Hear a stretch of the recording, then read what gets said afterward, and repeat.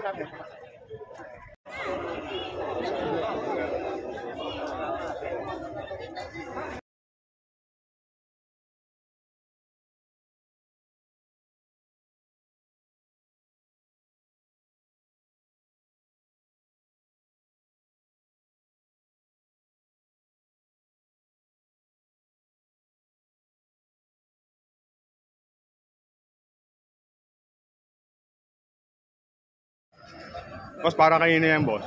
Sa kanila. Sa mga participant. Okay.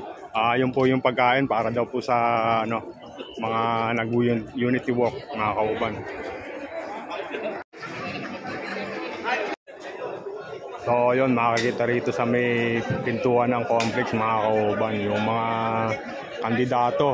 Bali, nag-attendance po sila rito bago pumasok. Yun. Magkakaroon po rito ng misa, mamaya-maya.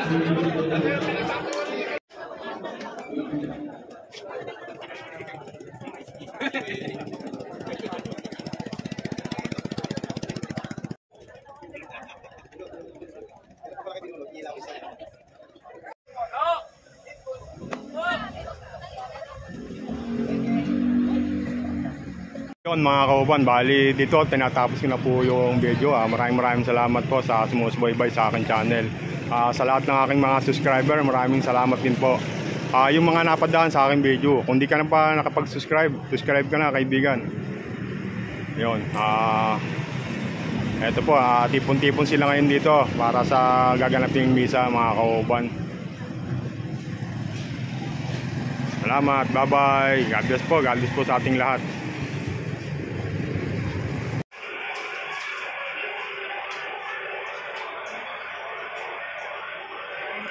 Walang tao po doon, naiyak.